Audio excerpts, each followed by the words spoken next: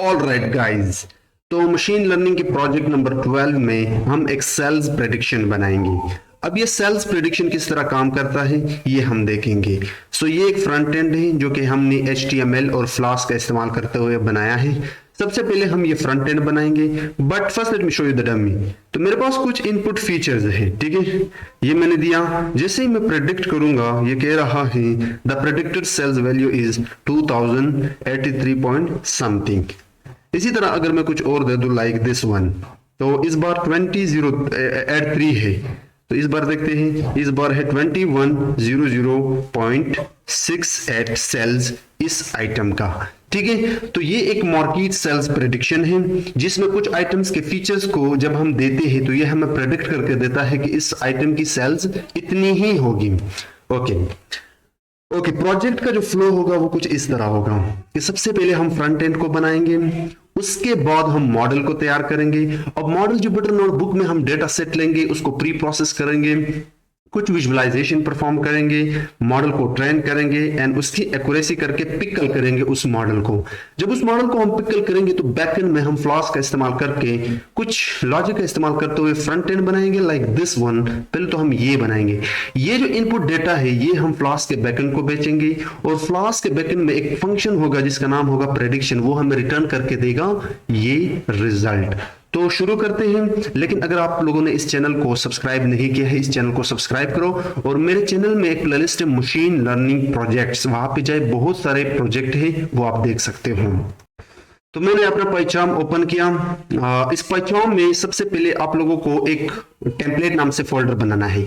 तो मेरे फोल्डर का नाम है बिग मार्केट सेल्स प्रेडिक्शन। इस पे मैं राइट क्लिक करूंगा, न्यू पे जाऊंगा, डायरेक्टरी में जाऊंगा और यहाँ पे लिखूंगा टेम्पलेट्स, ठीक है। टेम्पलेट जैसे मैं लिखूंगा तो मेरे पास ये टेम्पलेट फोल्डर आ गया। अब यहाँ पे कुछ पहले से बने बनाए फोल्डर्स है, इनको आप इग्नोर मारो, ठीक है। इस टेम्पलेट्स के अंदर मैं दोबारा जाऊंगा, न्यू पे क्लिक करूंगा और इस बार मैं HTML का एक फाइल बनाऊंगा। इसको मैं नाम देता हूँ index.html, ठीक है। अब ये जो HTML होगा इसमें हम बनाएंगे फ्रंट एंड। ओके, तो फ्रंट एंड बनाने के लिए मुझे जाना होगा गूगल में, और गूगल में जाने के लिए मुझे बूटस्ट्रैप से उठाना होगा। बूटस्ट्रैप, और बूटस्ट्रैप में मैं यहाँ पे डॉक्यूमेंट्स में जाऊंगा और जो क्विक स्टार्ट टेम्पलेट है वो यहाँ पे उठाऊंगा, दिस वन। मैं सिंपली इस बटन पे क्लिक करके इसको कॉपी मारूंगा और इन सब को यहाँ पे सेलेक्ट करके कंट्रोल V करूंगा यानी रिप्लेस करूंगा। तो बूटस्ट्रैप ने मुझे CSS का लिंक दिया जो स्टाइलिंग है और जावास्क्रिप्ट का। अब मैं यहाँ पे थोड़ा सा स्पेस देता हूँ। सबसे पहले काम हम क्या करेंगे, हम नेव बार ऐड करेंगे, और नेव बार का इस प्रोजेक्ट से कोई लेना देना नहीं है, बट अपने वेबसाइट को खूबसूरत बनाने के लिए हम एक ऐड करेंगे लाइक दिस वन। ये जो नेव बार है ये ऐड करेंगे। तो बूटस्ट्रैप के लेफ्ट साइड में जो स्लाइडर है उसको डाउन की तरफ घुमाएं और कंपोनेंट्स में जाके आप ढूंढे नेव बार, इस बटन पे क्लिक करें और थोड़ा इसको स्क्रॉल डाउन करके यहाँ पे आपको नेव बार का कोड मिल जाएगा, दिस वन। सिंपली इसको कॉपी मारें, कॉपी मारने के बाद दोबारा जाएं और यहाँ पे थोड़ा नीचे जाके पेस्ट मारें।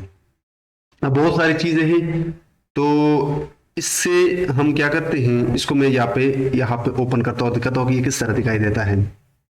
तो ये हमारा नेव बार है, लेकिन मैं चाहता हूँ कि इसका कलर ब्लैक हो।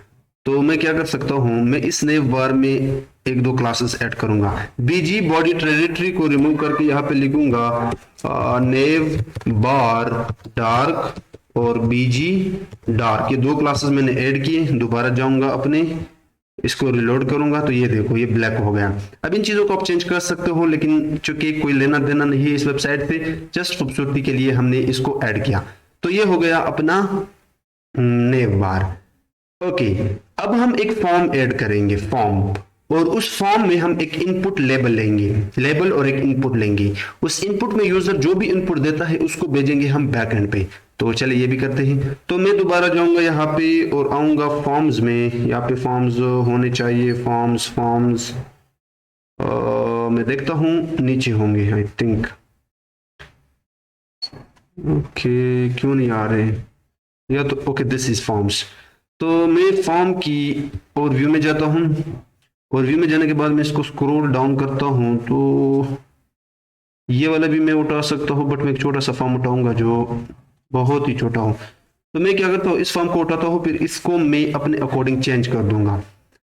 अब इस नेव से बिल्कुल नीचे, ये देखो मैं यहाँ पे हूँ, इस नेव से नीचे आकर मैं कमेंट डाल रहा हूँ, एक div ऐड कर रहा हूँ बूटस्ट्रैप का, div डॉट कंटेनर। इसका फायदा ये होगा कि हमारा जो भी फॉर्म होगा वो सेंटर में आएगा, यानी पूरी विड्थ वो नहीं लेगा। कंटेनर के नाम से मैंने क्लास ऐड किया इसका, और इसके अंदर पेस्ट करूंगा अपना ये फॉर्म। तो ये है मेरा फॉर्म, यहाँ से शुरू होके यहाँ पे खत्म हो जाता है। अब इस फॉर्म में कुछ चेंजेस मैंने करनी है, क्योंकि मुझे चाहिए इसके अंदर यहाँ से यहाँ तक तो मैं खत्म कर दूंगा, ये दिस div से कॉपी करके दिस div तक मैं कट करता हूं। मैंने क्या किया, सिंपल एक div छोड़ा, इस फॉर्म के अंदर मैंने एक ही div छोड़ा, this div। Okay, this div। इस div के अंदर एक लेबल है, मुझे ईमेल नहीं चाहिए, यहाँ पे मैं देता हूं इनपुट आइटम्स फीचर्स, कि आप जो आइटम्स की सेल देखना चाहते हो उसके कौन कौन से फीचर्स है वो सारे के सारे यहाँ पे इनपुट कर दो। ये मेरा हो गया लेबल, और यहाँ पे मैं रखूंगा टेक्स्ट ही रख लेते हैं। इनपुट में मैं टेक्स्ट रखूंगा, और फॉर्म कंट्रोल टी के। अब इसके अंदर मैं और क्या कर सकता हूँ, व्हाट आई कैन डू, मैं यहाँ पे ये जो चीज़ है इसको हटाता हूँ, ये हमारे काम का नहीं है, ये div, ठीक है। या बल्कि मैं एक क्लास इसमें ऐड करता हूँ, एक नेम इसमें मैं ऐड करता हूँ, ताकि बैकएंड में मैं इसको एक्सेस भी कर सकूँ। तो मैं इसको नाम देता हूँ फीचर्स, क्योंकि तमाम फीचर्स इसी में होंगे जो यूजर एंटर करेगा। अब ये सारी चीजें मैं समझाऊंगा, ठीक है। उसके बाद ये एक बटन है फॉर्म के अंदर, सबमिट बटन का, ये भी हो गया। तो चलिए इसको देखते हैं। देखते हैं, ये हमारा फॉर्म आ गया, और ये हमारा सबमिट बटन हो गया। इसके अंदर हम चीजें ऐड करेंगे, बट इसमें अभी एक टाइटल भी ऐड करना होगा। तो मैं इस फॉर्म, इस div से बाहर, ठीक है, इस div से बाहर फॉर्म के अंदर, बल्कि मैं इस फॉर्म को क्या करता हूँ, इसको सेट करता हूँ, यहाँ पे लाता हूँ और थोड़ा नीचे करता हूँ कंटेनर के अंदर, ताकि हमें पता चले कि ये हमारा फॉर्म है, ठीक है। तो इस div के अंदर ये हमारा फॉर्म है, यहाँ से यहाँ तक, जिसमें आपका इनपुट है और टेक्स्ट भी, बटन भी है। अब इस फॉर्म के अंदर मैं एक h1 डालूंगा, और इस h1 के अंदर लिखूंगा सेल्स प्रेडिक्शन, और इसमें अपना कस्टम स्टाइल ऐड करता हूं। तो मैं यहाँ पे स्टाइल ऐड करूंगा, और इसके अंदर मैं टेक्स्ट अलाइन सेंटर रखता हूं, और क्या कर सकता हूँ, बस यही काफी है। या मार्जिन टॉप भी रखते हैं, सो मार्जिन टॉप ऊपर से मैं इसको थोड़ा खिसकाना चाहता हूँ नीचे की तरफ, सो 10 पिक्सल ये भी रखते हैं। अब देखते हैं कि क्या लुक है। अगर मैं इसको रिलोड कर दूं, ये देखो सेल्स प्रेडिक्शन, लेकिन ये सेंटर में नहीं आया, वाई? तो मैं देखता हूँ कि क्या रीजन है। मार्जिन टॉप हो गया, टेक्स्ट अलाइन सेंटर, ओके। मुझे यहाँ पे सेमी कॉलन डालना चाहिए, ना कि कॉलन, तो ये गड़बड़ करता रहता है। ओके, ये सेल्स प्रेडिक्शन सेंटर में आ गया। अब यहाँ पे जो भी इनपुट डालेगा यहाँ पे, तो ये सबसे पहले जाना चाहिए कहाँ पे, बैकएंड में। तो उसके लिए फॉर्म में आए, और यहाँ पे एक्शन हम डालते हैं। बैकएंड में मैं एक फंक्शन बनाऊंगा जिसका नाम होगा प्रेडिक्ट, वो, और मेथड में रखता हूँ पोस्ट, ठीक है। मैं मेथड रखता हूं पोस्ट, क्योंकि मैंने जो भी इनपुट यूजर डालेगा वो कहां पे बेचना है, बैकएंड में। अब बैकएंड के लिए मैंने यहाँ पे एक ऑलरेडी बनाया है, इसको मैं रिमूव करूंगा, ठीक है। तो मैं इसको बल्कि यही से डिलीट करता हूं, ये मैंने डिलीट किया ताकि आप लोगों को हर चीज समझ से आए। इसको हम एंड में करेंगे।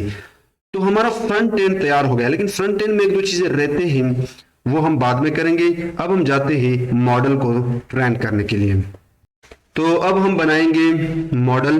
तो मॉडल बनाने के लिए मैंने कोड पहले से किया है, मैं जस्ट समझाऊंगा, बहुत ही सिंपल है। लेकिन पहले आप लोगों को डेटा सेट डाउनलोड करना होगा, और ये जो डेटा सेट है मैं आप लोगों को अपने गिटहब के अकाउंट में शेयर कर दूंगा। इस वीडियो के डिस्क्रिप्शन में जाके ये सारा का सारा कोड जो हम अभी करने वाले हैं और ये वेबसाइट का कोड और जो डेटा सेट होगा वो सारा का सारा वहाँ पे मैं शेयर कर दूंगा, आप वहाँ से इसको डाउनलोड कर सकते हो। बट फर्स्ट यहाँ पे आप लोगों को क्या करना है, जो पिटर नोटबुक ओपन करे, एक फोल्डर बनाए, वहाँ पे उसको नाम दे दे big mart sales prediction using machine learning. अब यहाँ पे कुछ लाइब्रेरीज आप लोगों ने इंपोर्ट करनी है, जैसे कि numpy है, pandas है, मैटप्लॉटलिब और सीबॉर्न विजुअलाइजेशन के लिए।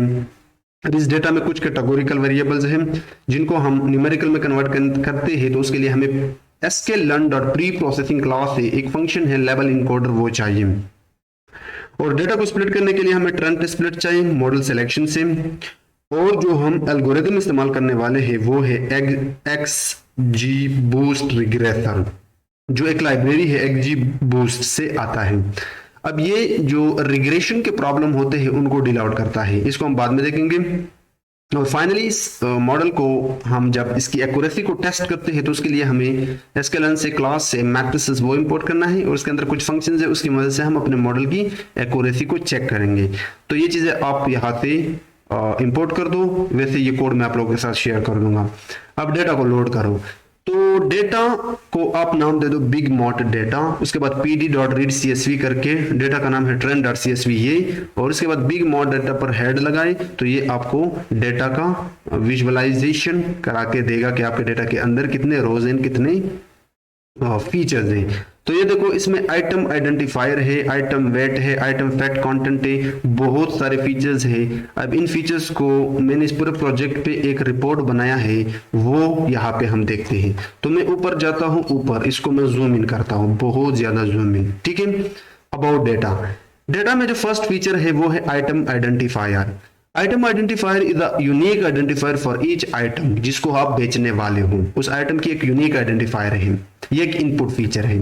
एक दूसरा इनपुट फीचर है आइटम वेट, कि जो आइटम है, जो आउटलेट है, उसकी वेट कितनी है। उसके बाद आइटम की फैक्ट कंटेंट, ये जो फैक्ट कंटेंट ये इंडिकेट करता है कि आइटम लो फैट है, रेगुलर है, किस टाइप का है। तो ये फैक्ट कंटेंट एक इनपुट फीचर है। इसी तरह आइटम विजिबिलिटी, ये परसेंटेज में है, जिसको हम वहां पे देखेंगे। अब इसको इग्नोर मारो, इतना समझो कि ये आइटम की विजिबिलिटी है, न्यूमेरिकल टाइप का। उसके बाद आइटम टाइप, घरेलू टाइप का है, डेयरी है, मीट है, गोश्त है, फ्रूट्स है, वेजिटेबल्स है, किस टाइप का है। आइटम एमआरपी रिटेल प्राइस होता है, मैक्सिमम रिटेल प्राइस, कि इस आइटम की जो प्राइस है वो इतनी है, ठीक है। आइटम की प्राइस हमारे लिए बहुत ही अहम है, क्योंकि वो भी हम देखेंगे, तभी तो हमें पता चलेगा कि इस सेल को जो फाइनली आप बेचोगे तो इन सारे फीचर्स को देखने के बाद इस आइटम की जो सेल्स होगी वो इतनी होगी। उसके बाद आउटलेट आइडेंटिफायर है एक, ये भी एक यूनिक आइडेंटिफायर है, लेकिन इस बार ये आउटलेट है, ना कि जो पहले हमने देखा था इननेट, जो आइटम की क्या पे था, आइटम का जो ओरिजिनल यूनिक आइडेंटिफायर था, लेकिन ये आउटलेट वाला है। उसके बाद ये आइटम किस साल में बना था, इस फीचर 2002 में बना, 2001 में बना, कब बना। उसके बाद आउटलेट की साइज, इसकी साइज कितनी है, स्मॉल है, मीडियम है, हाई है, इसको हम आगे देखेंगे। Outlet location type, tyre 1, tyre 2, tyre 3, इसका क्या मतलब है ये भी देखेंगे, ठीक है। बहुत सारी चीजें। Outlet type, supermarket type 1, supermarket type 2, grocery store है, सुपरमार्केट टाइप 3 है, तो इसी तरह की। अब ये जो फाइनल आउटपुट वाला फीचर है या कॉलम है, इसको हम नाम देते हैं सेल्स, आइटम आउटलेट सेल्स। ये हमारे लिए बहुत ही इंपॉर्टेंट है। ये बाकी जितने भी फीचर्स थे ये आपके इनपुट फीचर्स थे, ये जब हम देते हैं तो ये हमें प्रेडिक्ट करके देगा इस वाले से, ठीक है। तो इसमें sales of the item in particular outlet in Indian rupees, ये जो डेटा सेट है ये एक इंडियन वालों ने बनाया है, तो इंडियन रुपीज में इसकी सेल्स हैं। ओके, इसके बाद प्रोजेक्ट रिपोर्ट भी आप पढ़ सकते हो यहाँ से, तो ये भी मैं आप लोगों के साथ शेयर कर दूंगा, तो मैं इसको स्किप मारूंगा। अब आते हैं वापस यहाँ पे। अब जब आपने डेटा इंपोर्ट किया तो खुद से 6 क्वेश्चन करना। किसी भी मशीन लर्निंग के मॉडल को जब आप तैयार करते हो तो पहले आपको डेटा सेट चाहिए, डेटा सेट को आप इंपोर्ट करते हो। डेटा सेट इंपोर्ट करने के बाद हमेशा आगे बढ़ने से पहले 6 क्वेश्चन आप खुद से पूछो। तो पहला क्वेश्चन ये है कि डेटा सेट की शेप देखो कि इसमें कितने रोज और कितने कॉलम्स हैं। तो शेप वाला फंक्शन मैंने यहाँ पे लगाया, तो ये बता रहा है कि 8523 आपके पास वैल्यूज हैं यानी रोज एंड 12 फीचर हैं, ठीक है। दूसरा क्वेश्चन जरूर करना कि आप इन्फो मेथड लगाना। ताकि आपको मालूम होना चाहिए कि हर फीचर की रिटर्न टाइप कौन सी है। फ्लोट टाइप का फीचर है, इंटीजर टाइप है, ऑब्जेक्ट टाइप है। तो हर कॉलम का, हर फीचर का यहाँ पे मुझे वो बता रहा है उसके रिटर्न टाइप ऑब्जेक्ट टाइप है, कोई फ्लोट टाइप है, कोई ऑब्जेक्ट टाइप है। ठीक है, तो ये सारे बता रहा है, कैटेगोरिकल, न्यूमेरिकल, हर चीज बता रहा है। उसके बाद जो तीसरा क्वेश्चन आपने करना है खुद से, आप नल वैल्यू चेक करो अपने डेटा सेट में, नल वैल्यू। तो उसके लिए आपको अपने डेटा सेट पे इज नल फंक्शन और उस पे सम फंक्शन लगाना है। तो वो हर फीचर का सेपरेटली आपको बताएगा कि इतने नल वैल्यू है। तो आइटम वेट में 1463 नल वैल्यूज हैं। और एक और फीचर है आउटलेट साइज, इसके अंदर आपके पास है 2410। तो ये दोनों इंपॉर्टेंट फीचर है, इनको हम तो इग्नोर नहीं कर सकते, इसलिए हम फील करेंगे, इसको हम बाद में देखेंगे।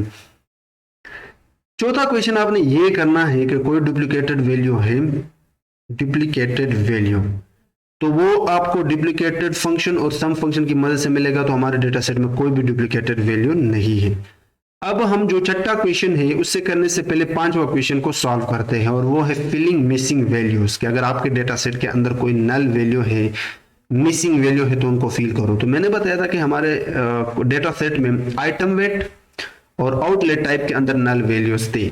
तो आइटम वेट को हम उसी की वैल्यू का मीन निकाल के जो मिसिंग वैल्यू है उन वहां पे फिल करते हैं। ठीक है, और जो आउटलेट टाइप है ये थोड़ा कंफ्यूज कर देने वाला है। यहाँ पे हम मोड का इस्तेमाल करेंगे क्योंकि ये कैटेगोरिकल टाइप का है, तो इसको भी हम देखेंगे।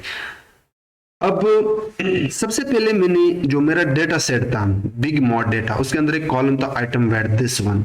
इस पे मैंने फिल ना का मतलब है फिल नल वैल्यू फंक्शन लगाया, और इसके पैरेंथेसिस के अंदर ये सब कुछ पास किया। मैंने क्या पास किया, दोबारा आइटम वेट, कहां से, अपने बिग मॉड डेटा से, और उसका मैंने मेन निकाला। हुआ क्या कि इस आइटम वेट कॉलम फीचर की जितने भी वैल्यूज है उनका मेन निकालो और इनको डाल दो जहां पे खाली नल जगह है, मिसिंग वैल्यूज है, और उनको दोबारा इसमें डाल दो। इन प्लेस रखो ट्रू, क्योंकि ये एक्शन मैं हमेशा के लिए परफॉर्म करना चाहता हूं। अब आते हैं अपने दूसरे कॉलम को फिल करने की बारी है। दूसरा कॉलम अगर मैं यहाँ पे दिखाऊं तो मैं बिग ओके, यहाँ पे एक काम मुझे करना होगा। बिग, ये मुझे सजेस्ट क्यों नहीं कर रहा है, बिग मॉड डेटा, और उसका ये जो आइटम वेट है ये मैं निकाल रहा हूं, लेकिन मुझे ये एरर देगा। ये इसलिए क्योंकि मैंने अपने सेल्स को रन नहीं किए हैं। तो मैं रन ऑल अबाव करता हूं, तो ऊपर जितने भी सेल्स है ये इनको रन कर देगा, फिर हम देखेंगे इस कॉलम को। So it's taking time. So run होने के बाद ये जो आइटम वेट था उसका यहाँ पे आ गया, लेकिन हमने किसकी निकालनी थी, दूसरे जो नल वैल्यू हमने फिल करने थे वो कौन सा कॉलम था, आउटलेट टाइप। तो मैं इसको कॉपी करूंगा, यहाँ पे आके ये डालूंगा और इस पेज को मैं रिमूव करूंगा। तो मैं सेल को रन करता हूं, तो ये देखो इसके अंदर, इस आउटलेट टाइप के अंदर supermarket type 1, supermarket type 2, supermarket type 1, grocery store, बहुत सारे है वैल्यूज है, लेकिन ये सारे के सारे ऑब्जेक्ट टाइप के हैं। ठीक है, और इसमें अगर मैं इज नल लगाओ कि इसमें इज नल वैल्यू कितने हैं, तो ये, और इस पे मैं सम लगाता हूं, इसमें कोई नहीं है। ओके, माय अपोलोजाइज, मुझे यहाँ पे आउटलेट साइज वाला जो कॉलम है, कौन सा कॉलम था मैं खुद भूल चुका हूँ, पहले मुझे देखना होगा। आउटलेट साइज, या दिस वन। तो मैं इसको उठाता हूँ और कहाँ पे था, आउटलेट साइज, साइज साइज, या यहाँ पे मैं इसको यहाँ पे पेस्ट करता हूँ और हम जल्दी से इसको देखते हैं। तो देखने के बाद इसके अंदर 2410 नल वैल्यूज है। ठीक है, तो अगर मैं सम हटाओ तो ये देखो, ये फिर आपको बुलियन में देगा, फॉल्स और ट्रू में। जहां पे फॉल्स है वहां पे नल वैल्यू नहीं है, जहां पे ट्रू है वहां पे नल वैल्यू है। अब अगर मैं इसकी मैंने कहा था कि मैं मोड निकालूंगा और मोड से इसको फिल करूंगा। तो अगर हम इसकी मोड निकालें, मोड का क्या मतलब है कि अगर आपके पास एक डेटा ऑब्जर्वेशन है, कुछ वैल्यूज है, तो उनमें जितने भी हाईएस्ट वैल्यू जो होगा वो आपका मोड होगा, लेकिन यहाँ पे कोई हाईएस्ट वैल्यू का जिक्र ही नहीं है क्योंकि ये सारे तो ऑब्जेक्ट टाइप के हैं।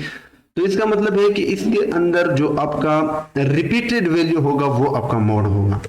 तो आउटलेट साइज से अगर मैं ये वाला हटाऊं और हम देखें इसके वैल्यू को, तो ये इसके अंदर आपके, इस पे मैं एक और फंक्शन लगाता हूँ वैल्यू काउंट्स, और मैं इसको रन करता हूँ।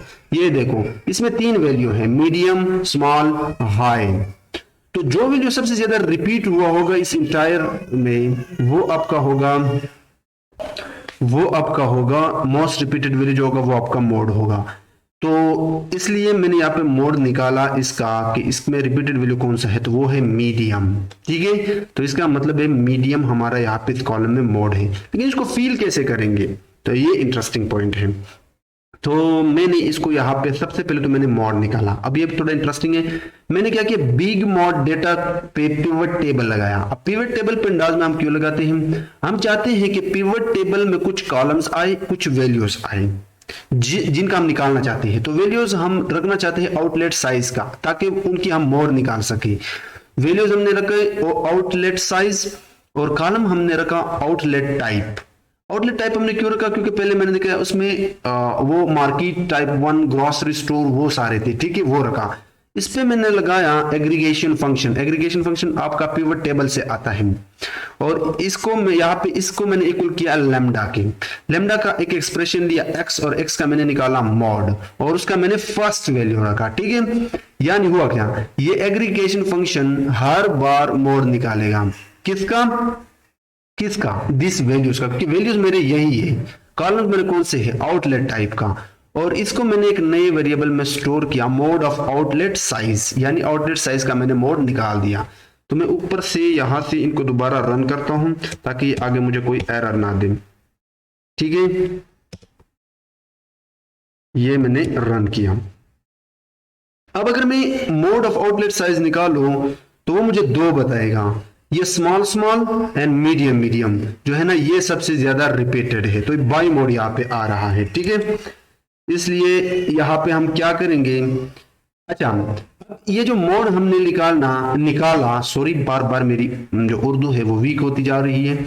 ओके, जो मोड हमने निकाला इसको हमने फिल करना है कहाँ पे, जो हमारे पास कॉलम था आउटलेट साइज इसमें, लेकिन किस जगह पे, जहां पे नल वैल्यू है। तो पहले मैं नल वैल्यू इसे निकालूंगा इस आउटलेट साइज से। तो इसलिए आउटलेट साइज पे मैंने नल फंक्शन लगाया और इसको अगेन मीस वैल्यूज के वेरिएबल में स्टोर किया। अब मेरे पास मोड भी है, नल वैल्यू भी है, अब बस प्लेस करने की जरूरत है। तो मीस वैल्यूज यहाँ पे आप काउंट भी कर सकते हो कि कितने हैं। तो मीस वैल्यू है 2410। अब मैं क्या करूंगा, इसको यहां से रिमूव करता हूं, ये ऑलरेडी मैं कर चुका हूं। मैंने क्या किया, अब मैं लोकेशन की मदद से ये जो मीस वैल्यूज है इनके ऊपर डालूंगा इस मोड को। तो मैंने कहा कि मैं जो मेरा डेटा सेट है, कहां चला गया, दिस बिग मॉड डेटा, इस पे लोकेशन लगाओ। लोकेशन क्या करेगा कि हर वैल्यू का मुझे लोकेशन देगा। उस लोकेशन में डालो मीस वैल्यू, जो लोकेशन कौन सा होगा, मीस वैल्यूज, जो हो मीस वैल्यूज मैंने निकाले हैं किसका, आउटलेट साइज कॉलम का, दिस कॉलम, इसका मिस वैल्यू मैंने निकाला, मिसिंग वैल्यू या नल वैल्यू भी आप कह सकते हो इसका। अब ये मैंने इक्वल किया है, एक्चुअली मैं निकाल रहा हूं यहां से, ये सेम ऑपरेशन मैंने यहां पे भी परफॉर्म किया है। ठीक है, लेकिन यहां पे समझो मैंने किया बिग मॉड डेटा, लोकेशन निकालो किसका, जो मिसिंग वैल्यूज है, लेकिन किस टाइप का, किस कॉलम का, आउटलेट टाइप का।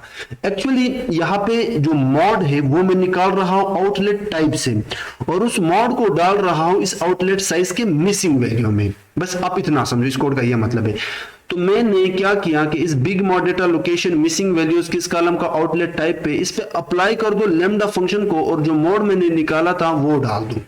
ठीक है, तो ये 1 बाय 1 जो भी नल वैल्यू आएगा उसमें x की मोड किस में आएगा, x में आएगा, और x इसमें डालेगा और फिल होता जाएगा। और इसको मैं दोबारा स्टोर कर रहा हूं किस में, आउटलेट साइज के कॉलम में। तो जितने भी नल वैल्यू होगी वो यहाँ पे, अगर मैं दोबारा अपना डेटा दिखाऊं, तो मैंने इस सेल को रन नहीं किया था, मुझे इसको रन करना था, अब इसको रन करता हूं। ये देखो अब मेरे जितने भी कॉलम है क्लीन है, कोई भी नल वैल्यू नहीं है।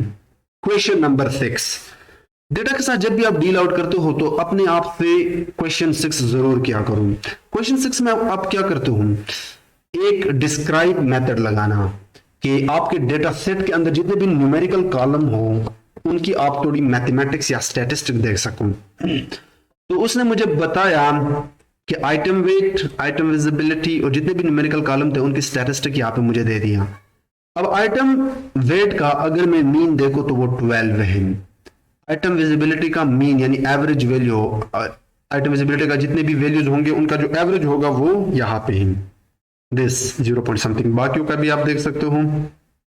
Okay, standard deviation, standard deviation अगर आप आइटम वेट कर देखे तो वो है 4 पॉइंट समथिंग। इसका मतलब ये है कि आइटम वेट में जितने भी वैल्यूज हैं, शेप कितना था टोटल, हम अब अगर हम शेप देखें यहाँ पे मैं बता देता हूँ। Let me add here instead of this 10, मैं 10 ऐड करता हूं। अब देखो आइटम वेट 9 और 5 के बीच में लगभग 3 का गैप है, ठीक है। इसी तरह 17 और 19 के बीच में लगभग 2 और 3 का गैप है। सो ओवरऑल जो एवरेज है गैप का, ये गैप हमें बताता है स्टैंडर्ड डिविएशन। तो 4 का गैप है वैल्यूज के बीच में, और बाकी सब के लिए भी आप देख सकते हो। इसी तरह मिनिमम वैल्यू, जो पहला मिनिमम वैल्यू है वो 4 है और इसका मैक्सिमम वैल्यू 21 है। अब ये जो 3 चीजें हैं कि आपके इस आइटम वेट या किसी भी कॉलम में 25% first percentile, second percentile, third percentile normally हम कहते हैं, लेकिन इनका मतलब ये है कि आपके डेटा में 25% से कम 9.31 है। जो वैल्यू 25% से कम है उनकी एवरेज ये है, इतना समझो। और जो 50% से कम है वो ये है, और जो 75% से कम है वो ये है। तो ये 6 क्वेश्चन हमेशा आप अपने डेटा सेट से पूछना। इससे क्या फायदा होगा, डेटा सेट को समझने में आसानी होगी।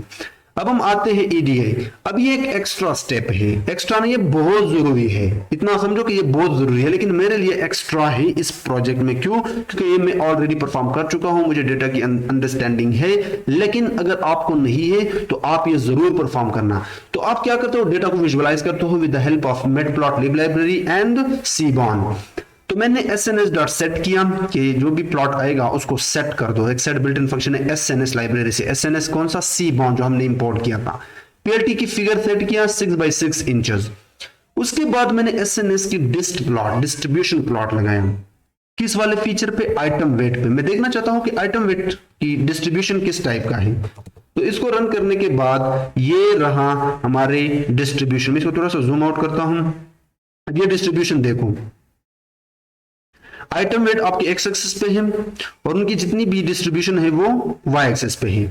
अब अगर आप देखा जाए तो 10 और 15 के बीच में एक ऐसा वेट है जो कि बहुत हाई है, बहुत जो मीन है, एवरेज। आप ये कह सकते हो कि इस इंटायर आइटम वेट का जो एवरेज है, एवरेज वो सबसे ज्यादा है, ठीक है। तो ये मुझे एक आइडिया लग गया।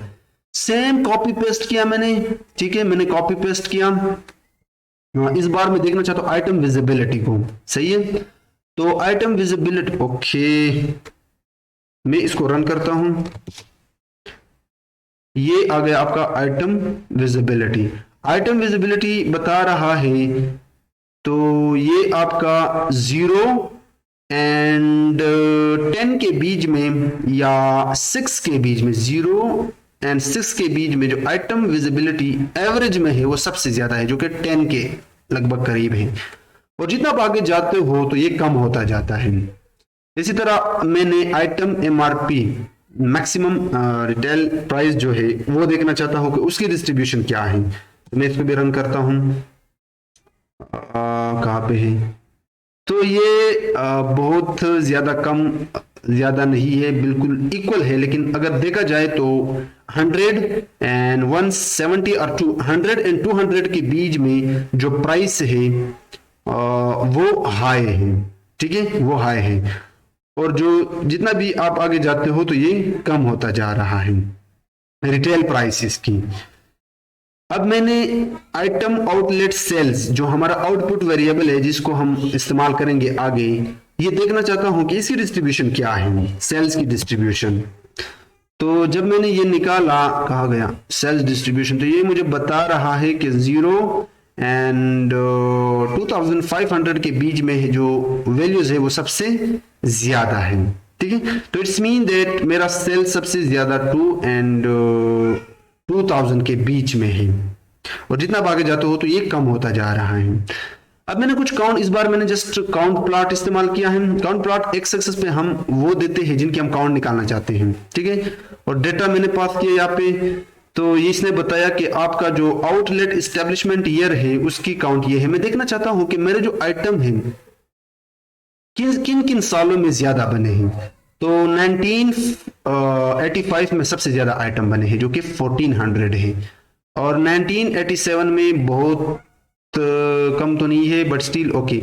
बट यहाँ पे 1998 में बहुत कम बने हैं 600 आइटम्स, लेकिन 1999 से 2009 तक का जो आइटम है वो इक्वल है, ठीक है, जो कि लगभग 800 या 900 के बीच में है, ठीक है। ये भी मुझे एक आइडिया लग गया। सेम मैंने आइटम फैट कंटेंट क्या था, मैंने बताया था कि ये लो फैट का है, रेगुलर है, ठीक है। तो उसका मैंने निकाल दिया, तो ये बता रहा है कि जो लो फैट है वो सबसे ज्यादा है, जो कि 5000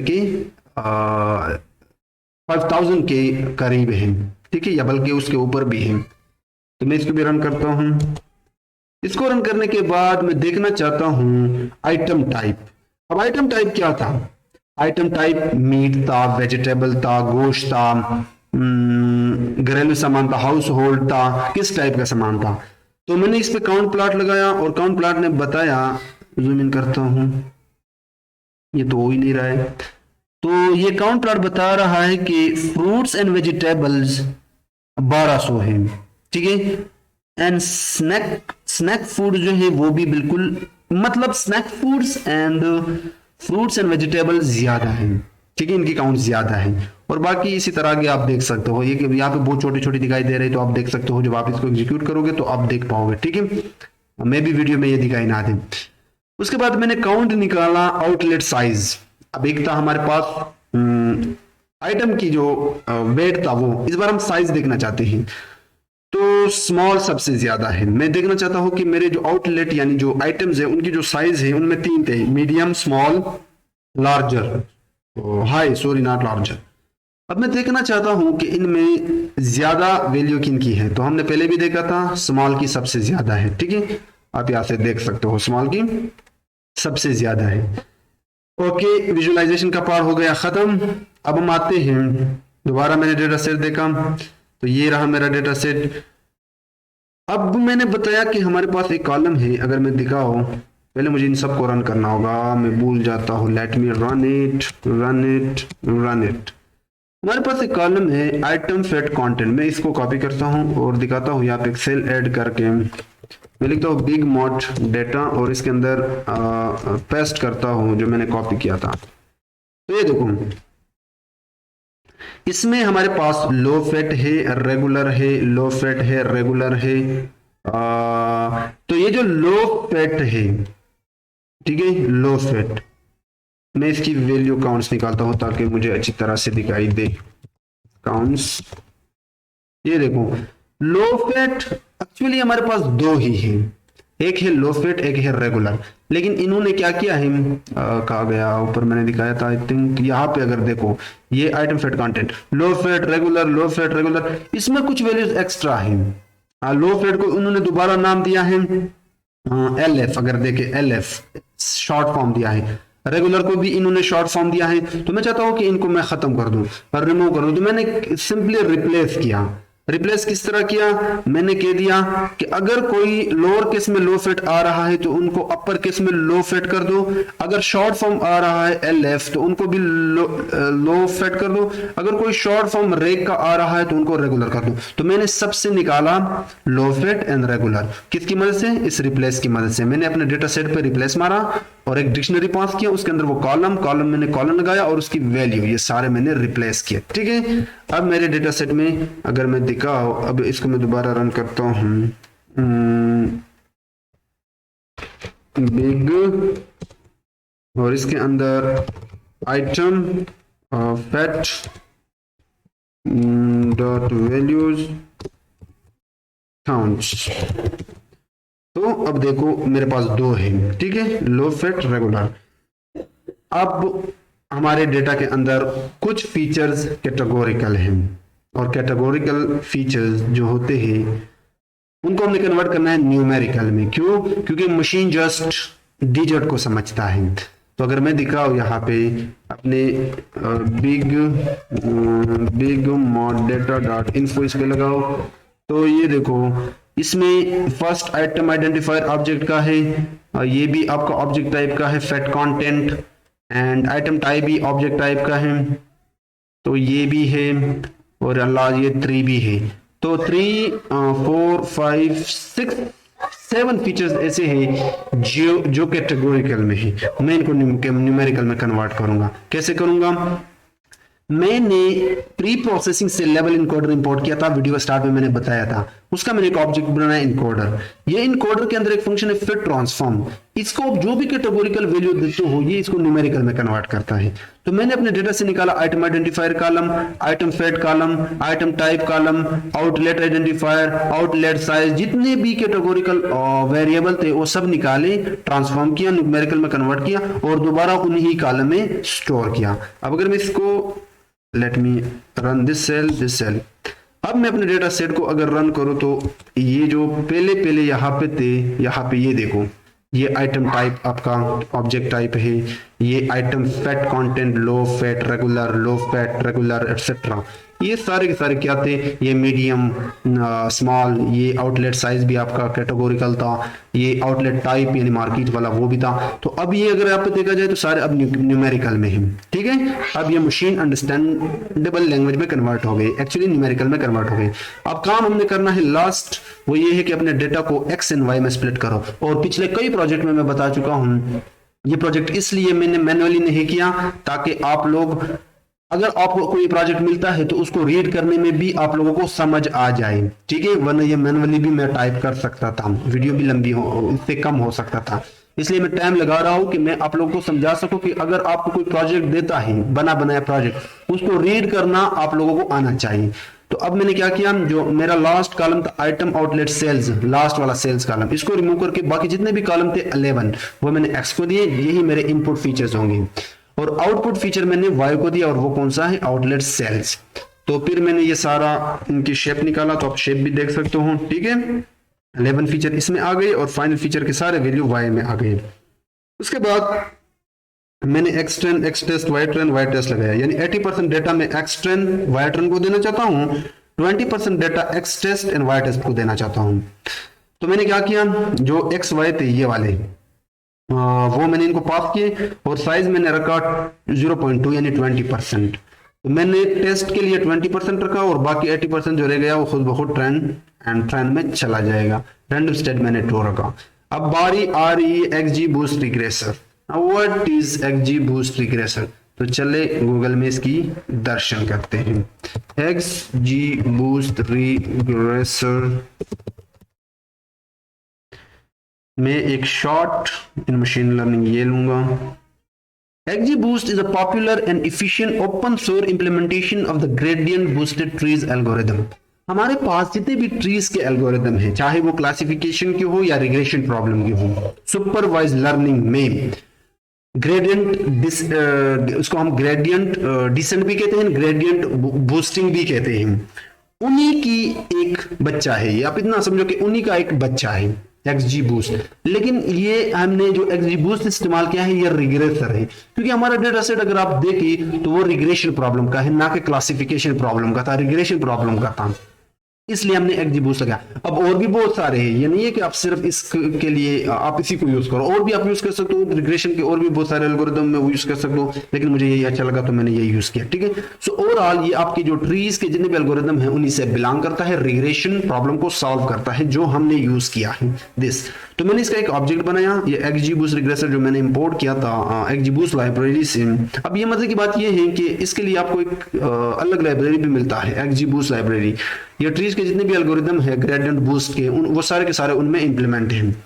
एसकेएलएम के बजाय आप ये भी यूज कर सकते हो। सो रिग्रेसर में फिट किया मैंने 80% डेटा जो एक्सट्रेन वाइट्रेन में था, और जो 20% डेटा एक्स टेस्ट में था उससे मैंने देखा कि ये जो 80% डेटा से मैंने रिग्रेसर को ट्रेन किया है वो कितना प्रिडिक्ट करता है इस एक्स टेस्ट पे, और वो जो भी प्रिडिक्ट करेगा वाई में मैंने स्टोर किया। अब अगर हम देखें, गड़बड़ हो गई।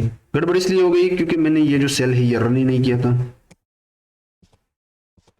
हाँ, अब मैं यहाँ पे एक सेल ऐड करूंगा और मैं बताऊंगा कि ये जो वाई प्रेड है हमारे रिग्रेसर का, इसकी रिजल्ट क्या है।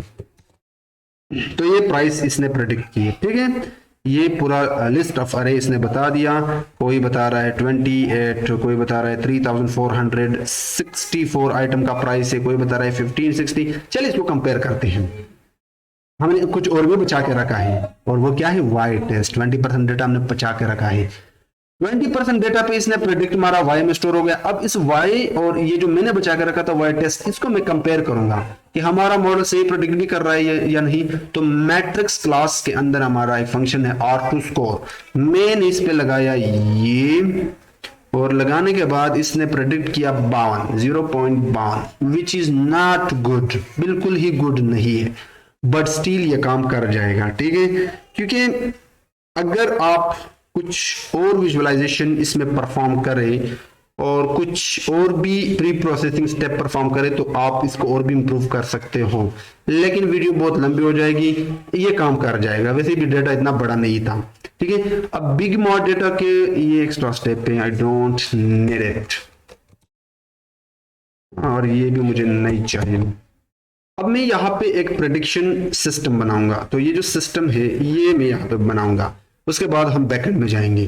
तो मैं क्या करता हूँ, इसको रन करता हूँ। रन करने के बाद मैं यहाँ पे एक इनपुट लूंगा, और इस इनपुट में यूजर से कुछ इनपुट फीचर लूंगा, और उसके बाद इस इनपुट को सबसे पहले प्रेडिक्ट करने से पहले मुझे numpy अरे में कन्वर्ट करना है। तो वो कैसे करूंगा, np.age अरे के नाम से हमारे पास एक फंक्शन है, और इसको पास करूंगा दिस इनपुट, और इसकी टाइप रखूंगा डी टाइप, डेटा टाइप इसकी रखूंगा फ्लोट, क्योंकि इसमें बहुत सारे इंटीजर भी होंगे तो मैं चाहता हूँ कि सबका फ्लोट हो। और उसके बाद मैं प्रेडिक्शन मारूंगा इससे, रिग्रेसर से, इस यूजर के इनपुट पर। वो किस में है, फाइनली वो एनपी में है, एनपी अरे में। अरे भाई आजा, एनपी अरे में ही। लेकिन प्रेडिक्शन मारने से पहले मुझे इसको रिशेप भी करना है।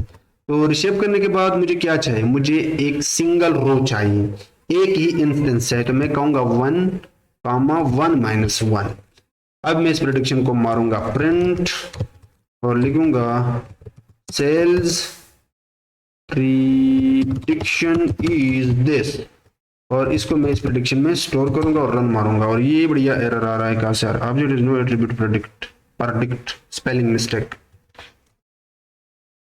ये शुड बी प्रेडिक्ट। अच्छा भाई, मैंने इनपुट ही नहीं दिया है यहाँ पे, तो ये इनपुट मैंने पहले से उठाया है। अब ये इनपुट कहाँ से आया, तो ये आप इस तरह भी उठा सकते हैं, बिग डेटा डॉट हेड, इसको जूम आउट करो। अब मैं चाहता हूं कि मैं एक ये सारे फीचर उठाऊं, क्योंकि इन्हीं फीचर की बदौलत हमारा मॉडल तो प्रेडिक्ट करेगा इन प्राइस को, इन सेल्स को, नॉट प्राइस को, सेल्स को। तो ये मैं ऑलरेडी कर चुका हूँ, ये यहाँ पे पड़ा है। तो मैं इसको यहाँ से कॉपी करता हूँ। अब इसको कॉमा से सेपरेट जरूर करना, कॉमा से सेपरेट जरूर करना, ठीक है। इसको थोड़ा सा जूम आउट करके अब इसको मैं रन करता हूँ, ठीक है। तो रन करने के बाद ये देखो, सेल प्रेडिक्शन इज 2083, जो कि बहुत ज्यादा बता रहा है। मुझे भी नहीं पता कि ये ज्यादा नहीं, सही बता रहा है, क्योंकि ये जो इनपुट है ये मैंने आई थिंक, अगर मैं देखो कहाँ से कॉपी किया था, ये बिल्कुल सही बता रहा है। मैंने ये input I think, let me check the value 01 last है, तो देखते ही, no no no no, this is not, ये वाला है, इसे भी चेक करते हैं। तो मॉडल कुछ खास प्रेडिक्ट आई थिंक नहीं कर रहा है, but still we will see. अब मैं इसी को यहाँ पे डालता हूँ, मैं ये सारा का सारा इसमें करता हूँ पेस्ट, और इसको करता हूँ रन। तो ये 2743 बता रहा है, और यहाँ पे कितना है देखते हैं, 2097, तो 700 ज्यादा बता रहा है, बट स्टिल गुड। एक अच्छा नहीं, ये सही अच्छा प्रेडिक्ट नहीं कर रहा है, कुछ ज्यादा बता रहा है, ठीक है, बट कम तो नहीं बता रहा है, कम से कम 100 परफेक्ट है। सही है। अब इसको पिकल करना है तो इंपोर्ट कर दो पिकल को, पिकल डॉट डंप मारो वो जो रिग्रेसर है, और अपने इस पिकल वाले फाइल को एक नाम दो मॉडल डॉट पीकेएल, क्योंकि बैकएंड में हमने इसी को यूज करना है। तो इसको भी मैं रन करता हूं। ये रन करने के बाद हम जाते हैं बैकएंड में। मैंने दोबारा पैचाम ओपन किया। पैचाम में आप क्या करो कि आप यहाँ पे आके राइट क्लिक करो, बिग जो हमने फोल्डर बनाया था न्यू में जाए, एक पाइथन फाइल बनाए और इसको नाम दे दो app.py। ठीक है, अब इसमें हम सारा बैकएंड का काम करेंगे। तो हमने इंडेक्स यानी फ्रंट एंड ऑलरेडी बनाया था। अब जो भी इनपुट यहाँ पे आएगा तो चले बैकएंड में ये सब करते हैं। सबसे पहले आप लोगों को इंस्टॉल करना है फ्लास्क।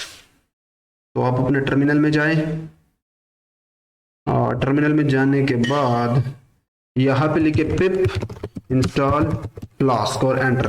ठीक है, फ्लास्क इंस्टॉल करने के बाद आप इंस्टॉल करें numpy, आप इंस्टॉल करें pandas, आप इंस्टॉल करें xg बूस्ट, ये सारे आप इंस्टॉल करना, अदरवाइज आपको एरर हो सकता है। तो flask from flask import flask, अब ये एफ कैपिटल होना चाहिए, रिक्वेस्ट एंड रेंडर टेम्पलेट। ये करने के बाद इंपोर्ट कर दो numpy को, और उसके बाद इंपोर्ट कर दो पिकल को। तो जो मॉडल हमने किया था वो यहाँ पे पड़ा है। ठीक है, वो मॉडल यहाँ पे होना चाहिए, model dot pkl। Let me remove it. अब इस मॉडल को सबसे पहले मैंने यहाँ पे इंपोर्ट करना है। तो मैं अपने मॉडल को नाम देता हूँ model will be equal to pickle dot load, यहाँ पे ओपन लगाऊंगा और यहाँ पे लिखूंगा मॉडल डॉट pkl, लेकिन इस बार हम बाइनरी मोड में करेंगे, रीड बाइनरी। ठीक है, हमारा मॉडल आ गया। अब मॉडल आने से पहले, आने के बाद मैं फ्लास्क का ऐप बनाऊंगा। तो फ्लास्क में ऐप हम किस तरह बनाते हैं, app will be equal to this flask, ये फ्लास्क दिस वन, और इसका मैं रखता हूँ नेम। ठीक है, अब हम बनाएंगे फ्लास्क ऐप। तो फ्लास्क ऐप किस तरह मैं बनाऊंगा, मैं इसको थोड़ा सा जूम आउट करता हूँ। आप लगाए @@app.root, और मैं पहले वाला जो रखता हूँ वो इंडेक्स के लिए रखूंगा। अब मैं एक फंक्शन बनाऊंगा, इसको मैं नाम देता हूँ इंडेक्स, और ये रिटर्न करेगा with the help of render template index.html जो हमने बनाया था, दिस वन, ये जो हमने बनाया है। ये करने के बाद अब मैं एक फंक्शन बनाऊंगा। उस फंक्शन में सबसे पहले अगर मैं दिखाऊं, लेट मी शो यू, इस इनपुट में जो भी इनपुट होगा ये मैं बैकएंड को भेजूंगा। ठीक है, इस सबमिट बटन के क्लिक होने पे ये बैकएंड में जाएगा। और मैंने ये बनाते वक्त बताया था कि आप फॉर्म में क्या लगाओ, हमारा फॉर्म यहाँ पे है, ये हमारा फॉर्म है, दिस इज आवर फॉर्म।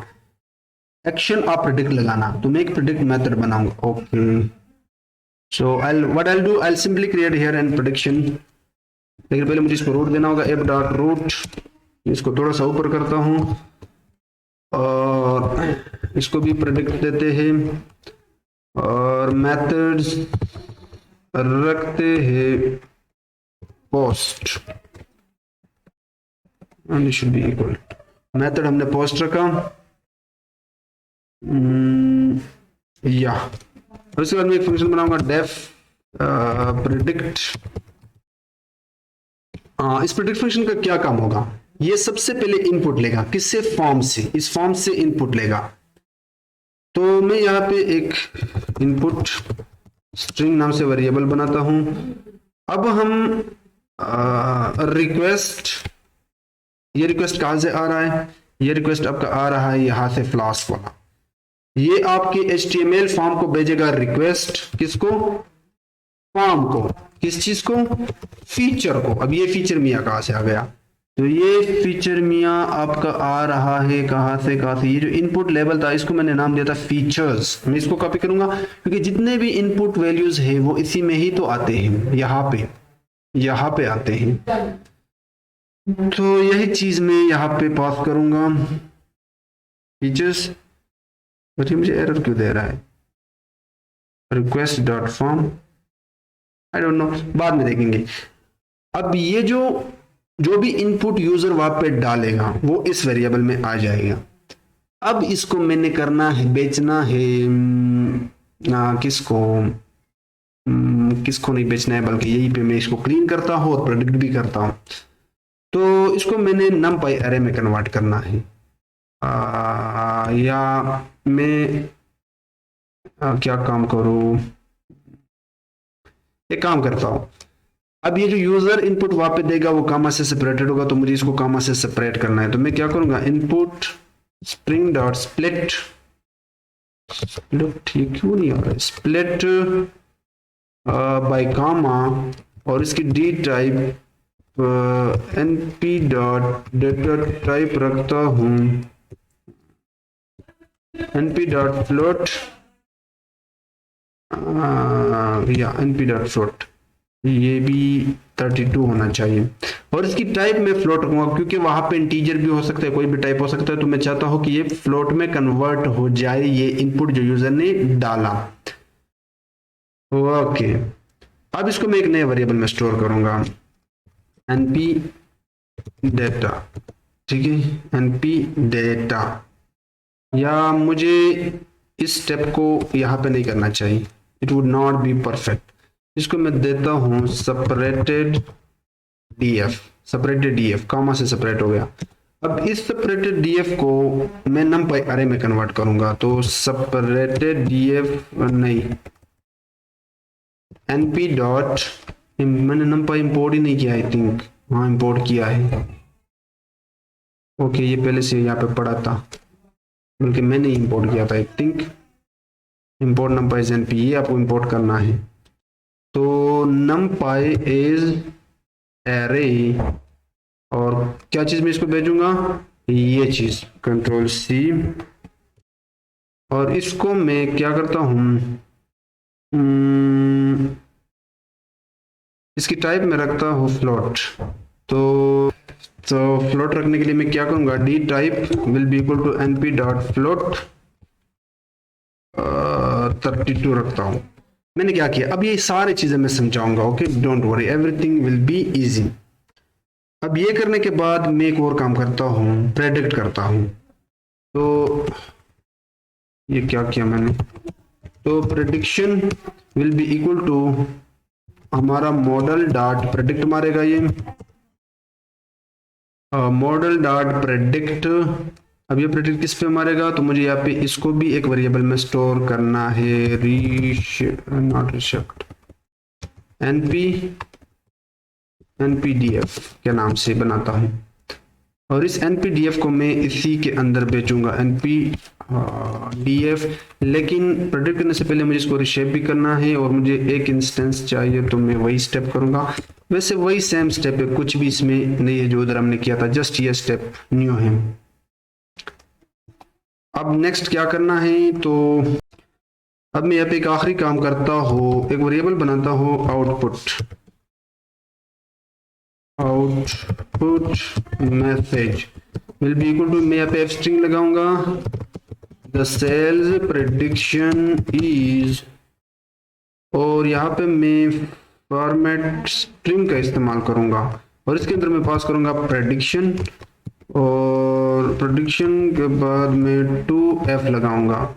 मैं चाहता हूँ कि अगर पॉइंट पे वैल्यू आ जाए तो वो 2f हो, इसको आप इस तरह भी कर सकते हो। अरे भाई मुझे यहाँ पे ये नहीं डालना चाहिए, ठीक है, ये भी नहीं डालना चाहिए, और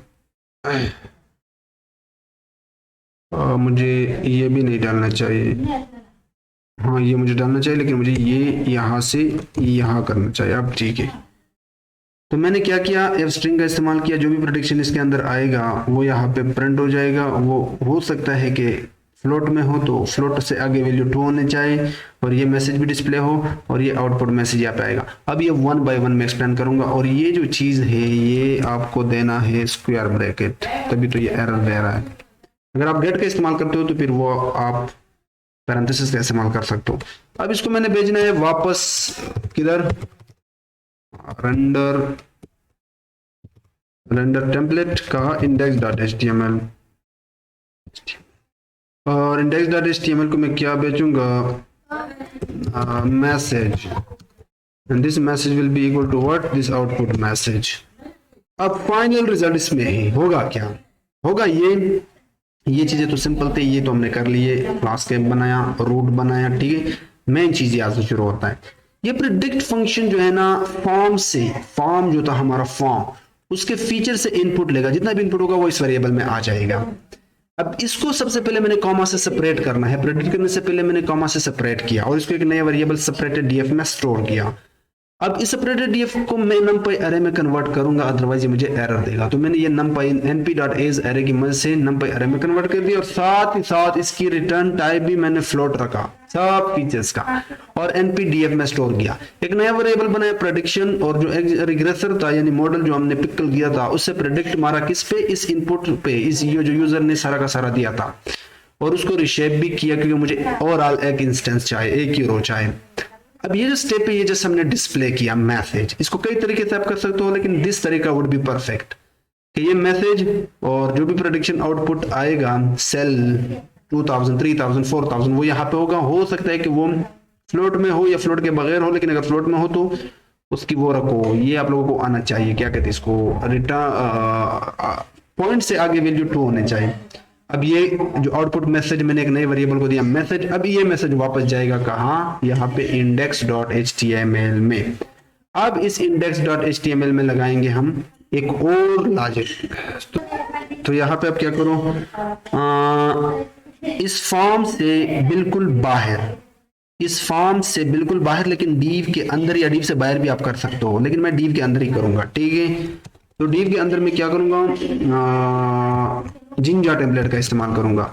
इफ मैसेज, ये मैसेज कहां से आ रहा है? वो जो प्रेडिक्ट फंक्शन के एंड में मैंने बताया, अगर ये है और इसको मैंने एंड भी करना है, अरे भाई, एंड इफ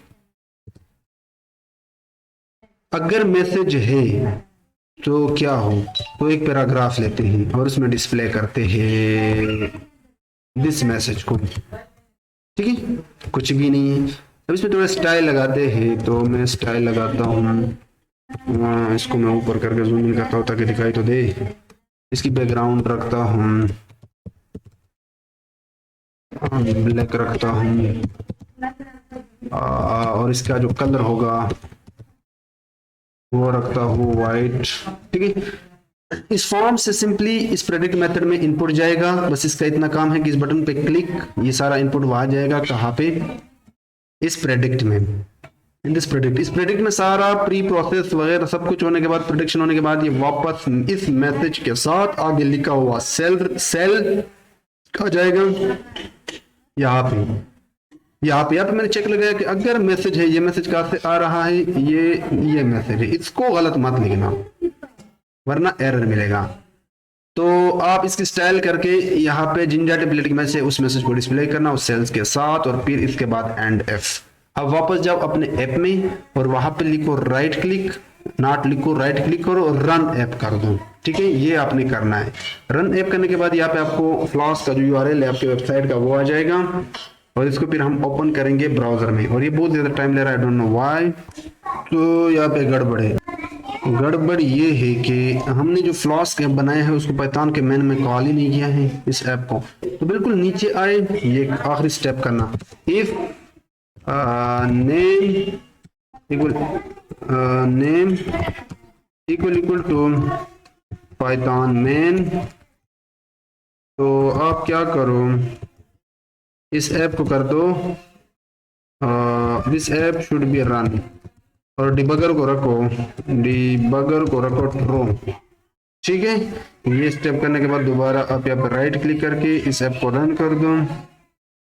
अब तो होना चाहिए, ये देखो लिंक आ गया, दिस लिंक। अब इस लिंक पे क्लिक कर दो, तो ये आपका वेबसाइट यहाँ पे आ गया। वेबसाइट यहाँ पे बहुत ही जबरदस्त है। तो ये जो पहले वही इनपुट थे मैं वही देता हूँ, ठीक है। ये मैंने दिया, चेक करता हूँ कि कोई गड़बड़ तो नहीं, तो गड़बड़ यहाँ पे आ रहा है, numpy nd array format unsupported format string pass to numpy। अच्छा, हमने यहाँ पे गड़बड़ किया है तो उस गड़बड़ को हम टी करते हैं। गड़बड़ बहुत सिंपल है, आप यहाँ पे आए, ये देखो फॉर्मेट में हमने जो पॉइंट है वो 2 से बाद में लगाया, ये 2 से पहले होना चाहिए। तो ये गड़बड़ होता रहता है। तो हम यहाँ पे आते हैं, ये फॉर्मेट में पॉइंट के बाद अगर कोई वैल्यू आए तो वो ट्रू में होना चाहिए। अब मैं दोबारा आता हूँ, उसको रिलोड करता हूँ और इसको सबमिट करता हूँ। अब ये क्या है, अभी भी सेम वही एरर आ रहा है, तो कुछ तो गड़बड़ है। तो काफ़ी देर सोचने के बाद मैं इस नतीजे पर पहुंचा कि मैंने एक और फंक्शन बनाया, ठीक है, प्री प्रोसेस इनपुट। बाकी सेम वही है, कुछ चेंजेस मैंने किए। इनपुट स्ट्रिंग इस नए वेरिएबल के पास वही रिक्वेस्ट डॉट फॉर्म फीचर से आएगा इनपुट। अब मैं चाहता हूँ कि वो स्टेप में एक अलग फंक्शन में करूँ, यहाँ पे ना करूँ, वरना मैं कर सकता था यहाँ पे भी, लेकिन एक मसला था। तो मैंने एक अलग फंक्शन बनाया प्री प्रोसेस इनपुट, और इसको मैंने भेजा इनपुट स्ट्रिंग। अभी आगे बढ़ने से पहले यहाँ पे आएगा, यहाँ पे ये इनपुट स्ट्रिंग लेगा और इस इनपुट स्ट्रिंग को वही सेम स्टेप पे मैंने कॉमा से सेपरेट किया, फिर उसको numpy अरे में कन्वर्ट करके उसकी डी टाइप फ्लोट 32 रखा और उसको रिशेप करके रिटर्न किया, वही सेम। तो ये रिटर्न होगा कहाँ पे, यहाँ पे, और इस वेरिएबल इनपुट अरे में स्टोर हो जाएगा। अब इस अरे पे मैंने प्रेडिक्ट मारा इनपुट, और उसका मैंने एक ही इंस्टेंस निकाला और इसको प्रेडिक्शन में स्टोर किया, वही मैसेज डिस्प्ले किया और आउटपुट मैसेज को दिया। अब यहाँ पे मैंने कोई चेंजेस नहीं किए, सेम वही है। यहाँ पे बिल्कुल मैंने चेंजेस नहीं किए। यहाँ पे जस्ट अगर पोस्ट आपने लिखा है तो उसको कैपिटल में लिखना, ठीक है। अब देखते हैं इसको। तो मैं जाता हूँ यहाँ पे, राइट क्लिक करके इसको दोबारा रन करता हूँ।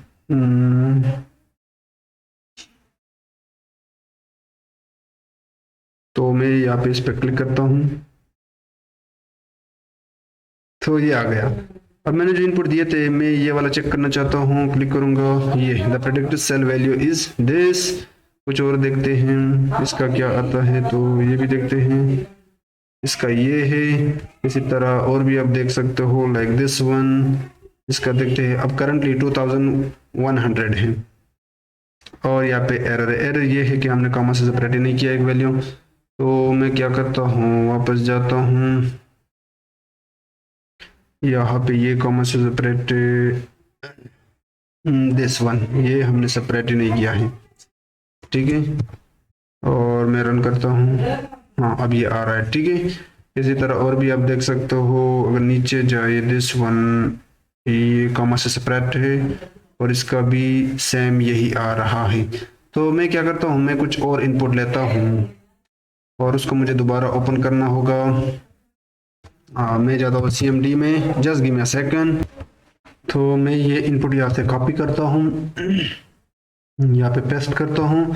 अब करंटली 2100 है, तो इसके लिए देखते हैं, ये देखो 2083। इसी तरह एक और भी मैंने बनाया था इनपुट में, वो भी यहाँ से कॉपी करता हूँ, यहाँ से यहाँ तक। आप और भी चेक कर सकते हो, ठीक है, आप ढूंढना डेटा सेट से निकाल के और भी चेक कर सकते हो। सो इसका भी देखते हैं, इसका आ रहा है 2743 या। तो ये था वो प्रोजेक्ट जिसमें हमने दिखा दिया कि आइटम के फीचर्स देने पे ये आपको उसकी सेल बताएगा।